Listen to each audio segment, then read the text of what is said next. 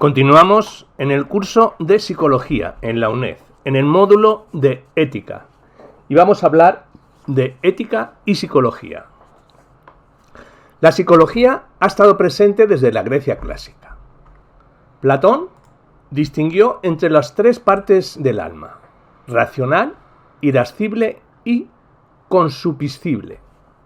Aristóteles, por su parte, divide las virtudes en éticas, que son morales, y dianoéticas, que son intelectuales.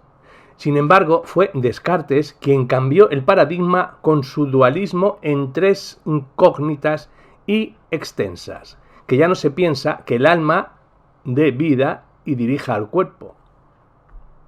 A partir del siglo XIX, y como reacción a la psicología introspectiva, Wundt, en él surgen cuatro movimientos psicológicos. La Gestalt, que ésta opina que una totalidad es la mera suma de sus partes, pero depende de la perspectiva que se aprecia más una parte que la otra. Este movimiento, en relación con la ética, implica pluralidad de percepciones psicológicas. El conductismo. Los conductistas se inspiran en la teoría de Pavlov y establecen que la conducta se crea mediante estímulos, lo que permite el control y la predicción de los mismos. Sin embargo, con la teoría del aprendizaje de Eysenck se demuestra que el comportamiento del ser humano es un centro de elaboración y decisión y, por tanto, no se pueden comparar al de los animales, que trabajan por estímulos. El proyecto de una ética científica está condenada al fracaso, ya que la ciencia habla del ser y no del deber ser. El psicoanálisis en Freud descubrió el subconsciente y diferenció tres instancias psíquicas: lo consciente, que es lo que sabemos; lo preconsciente, que es lo que recuperamos fácilmente; y lo inconsciente, los traumas, a lo que es difícil acceder. Freud estudió los fenómenos de histeria, neurosis y psicosis y determina que podemos no tener recuerdos debido a la represión que supone un conflicto entre deseo y deber. Partiendo de los niveles inconsciente frente a preconsciente y consciente, reformula las tres instancias que en cierto modo son inconscientes: el ello, que es donde gobiernan las pulsiones; el superyo, donde entran en conflicto las guerras morales; y el yo, que está regido por la razón. En su obra Introducción al narcisismo realiza un análisis de tipo cultural y moral en el que establece cuatro etapas: una etapa oral, donde el niño siente placer al succionar; una etapa fálica, que supone la identificación con el padre en términos genitales; una etapa de latencia, cuando los deseos son reprimidos; y una etapa genital, que quiere actuar a través de sus instintos. El narcisismo tiene dos vías para Freud: un narcisismo hacia uno mismo, donde se identifica con los progenitores y sustituyen la carga erótica por cariño y ternura; y el narcisismo que proviene de los padres, quienes imponen por deber. Freud fue criticado por no preguntar las razones que justifican las normas, sino por explicar su origen. En la psicología cognitiva tenemos a Piaget, el cual establece un nuevo concepto de moral partiendo de estructuras cognitivas en la infancia y señala cuatro etapas: la etapa sensoriomotora, que son de exploraciones sensoriales de 0 a 2 años; la etapa preoperacional, el aprendizaje a través de juegos de 2 a 7 años; la etapa de operaciones concretas, el inicio de razonamiento y empatía de 7 a 11; la etapa de operaciones formales, donde se comienza a cuestionarse las normas impuestas. Piaget no estudió a niños mayores de 12 años, fue Kohlberg quien realizó ese trabajo. Para Kohlberg, el desarrollo del juicio moral se encuentra en la capacidad de asumir roles y diferencia 3 niveles y 2 estadios en cada nivel: el preconvencional, donde las normas son una realidad extrema, premio-castigo, algunos adolescentes y adultos que permanecen en él; el convencional, donde se identifica como bueno o malo aquello que la sociedad considera adolescencia; y el postconvencional o de principios, donde se cuestionan los principios sobre los que podría basarse la sociedad para ser justa, un comienzo de adultez. La relación entre saber y la forma de actuar afecta a otros campos que Kohlberg no estudia. Hom cree que la ética debe basarse en el sentimiento, para no caer en la falacia naturalista, y esta postura genera conflicto. Como ya dijimos en anteriores temas, la ética es la parte de la filosofía que estudia los fundamentos de la moralidad de los actos humanos, de los cuales estos pueden ser considerados buenos o malos. Designa el conjunto de valores que gobiernan la conducta tanto individual como colectiva, los cuales orientan a los individuos para comportarse de acuerdo con lo que se puede considerar como el bien o la moral. La ética muchas veces se ha confundido con la moral, pues hace referencia a la manera como las personas ponen en práctica sus criterios éticos. Por ejemplo, a veces decimos que una persona no tiene ética, o bien que es una persona amoral o de moral irreprochable. La moral existe antes de que los individuos la conozcan, debido a que sus normas y reglas las aprendemos de distintas fuentes: la familia, la nacionalidad, la religión, la organización social, la escuela, etc.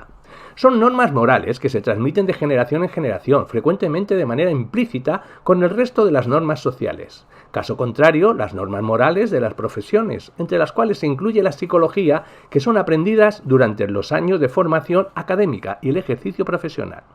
Cada sociedad establece sus normas para hacer posible la convivencia. Por ejemplo, en la sociedad occidental, la separación entre sociedad y religión, la pluralidad de culturas y la política basada en la democracia marcan algunas bases para entender la moral imperante. Podríamos tratar de entender los criterios morales tan diferentes que existen y que pueden tener personas que sigan los principios de la moralidad judía, católica, musulmana, etc. Pero difícilmente personas de culturas diferentes se pondrán de acuerdo en identificar sus criterios morales individuales. Podemos apreciar entonces que la ética se manifiesta en comportamientos que desde el punto de vista social pueden ser considerados moralmente aceptables o no. En todo caso, esta diferenciación entre ética y moralidad desde un punto de vista práctico se ha diluido y se ha optado por referirse únicamente a la ética. Aunque pueda parecer que la ética tiene por objeto el análisis de aspectos subjetivos, como si un comportamiento es ético o no para una determinada persona o sociedad, en realidad no es así. Lo que trata de hacer es evaluar la objetividad de las acciones de las personas. Por tal motivo, no se trata de analizar éticas individuales diferentes, sino los criterios universales que pueden ser considerados buenos para cualquier ser humano. Los principios éticos universales son la justicia, la libertad, la honestidad y la verdad. Estos principios nos dan las razones suficientes para actuar personalmente y profesionalmente con criterios que van más allá de las creencias personales de cada individuo y cada psicólogo. ¿Qué es la deontología? La deontología es la faceta aplicada de la ética que se ocupa de los deberes de los profesionalistas, es decir, la conducta y los actos propios de los integrantes de una determinada profesión. Los valores y las conductas propias de la profesión del psicólogo se reúnen en su código deontológico. Es necesario comprender que las reglas de actuación profesional recogidas en el código deontológico son más detalladas y precisas que los principios éticos que rigen la profesión del psicólogo. Los principios éticos de los psicólogos se refieren a las distintas conductas que ellos han adquirido a lo largo de su formación profesional y que han sido adquiridas voluntariamente.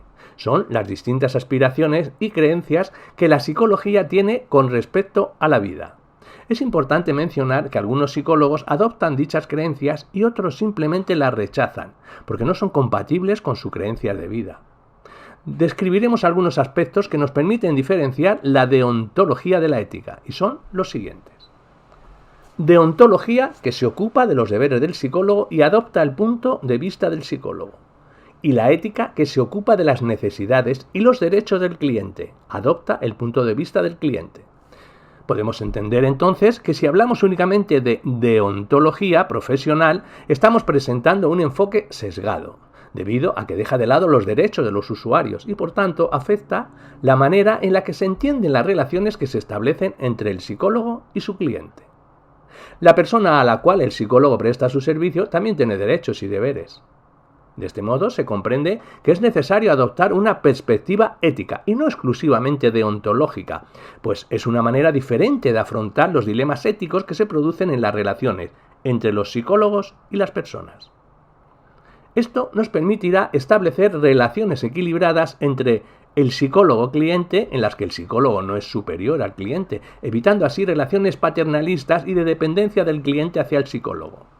Con lo anterior podemos entonces decir que la ética nos proporciona criterios para determinar qué actos son correctos o incorrectos.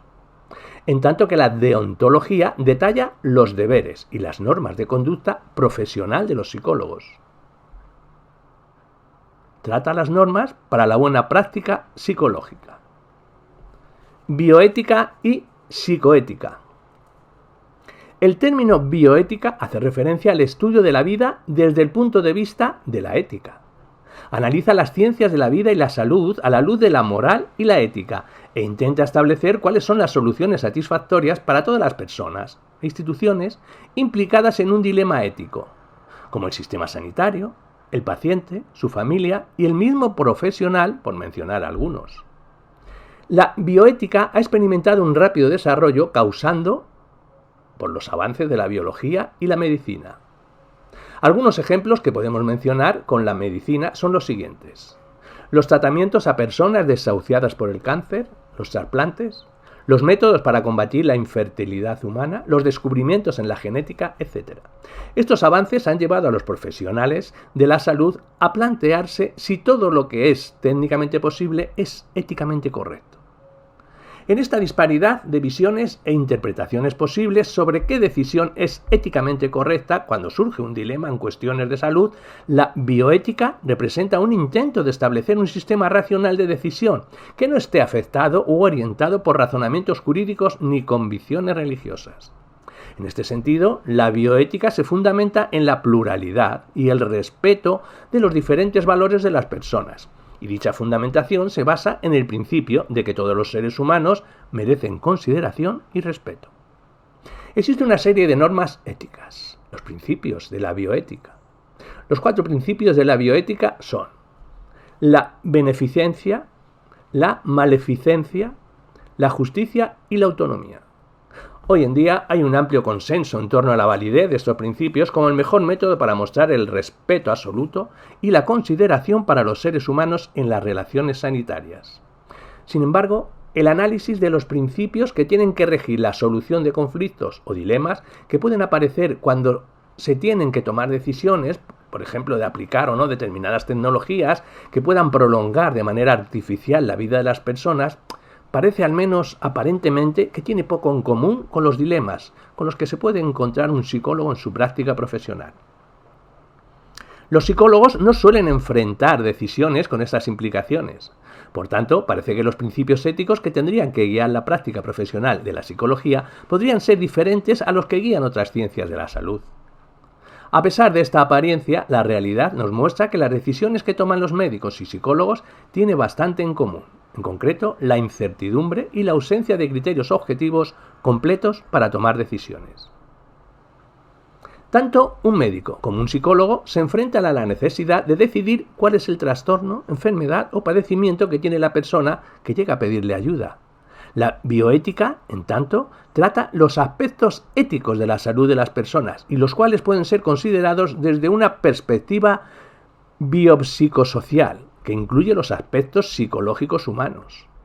Por tal motivo, algunos autores han optado por incluir los aspectos éticos de la práctica psicológica como un caso especial de la bioética.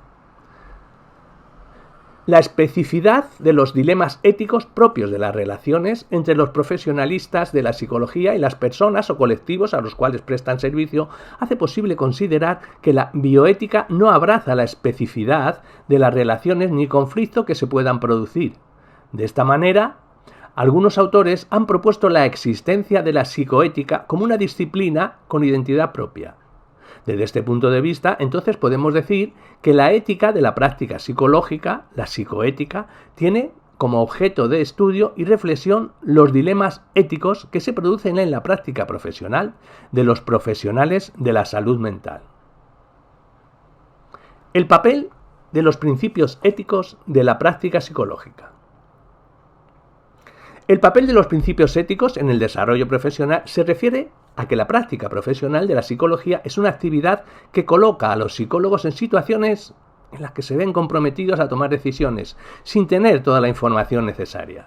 Por ejemplo, un psicólogo se puede ver obligado a hacer un peritaje penal, una valoración de daños en un trabajador que ha sufrido un accidente o un diagnóstico a un niño que no sigue el ritmo escolar del resto de los compañeros. En situaciones como estas, el psicólogo habitualmente no dispone de toda la información necesaria y se ve obligado a tomar decisiones sabiendo que no sabe todo lo que necesita saber. Este tipo de circunstancias hace que el psicólogo se plantee si actúa de manera correcta y cuáles podrían ser las consecuencias de su actuación sobre las personas. El principio básico de la psicoética. Los principios éticos de la psicología se enfocan en el respeto que se debe tener por y con la humanidad. El máximo valor que se deriva de estos principios éticos se refiere al respeto, la dignidad de cada ser humano y la intervención que se necesite realizar con el único objetivo de que exista en ellos un buen desarrollo y perfeccionamiento. Este principio se detalla en los principios éticos básicos, los cuales han sido adoptados también por la bioética y la psicoética para guiar la práctica profesional. El cumplimiento de cada uno de estos principios tendrá como resultado un comportamiento profesional efectivo, el cual respetará la integridad y dignidad de cada persona. Los principios y las normas de la psicoética.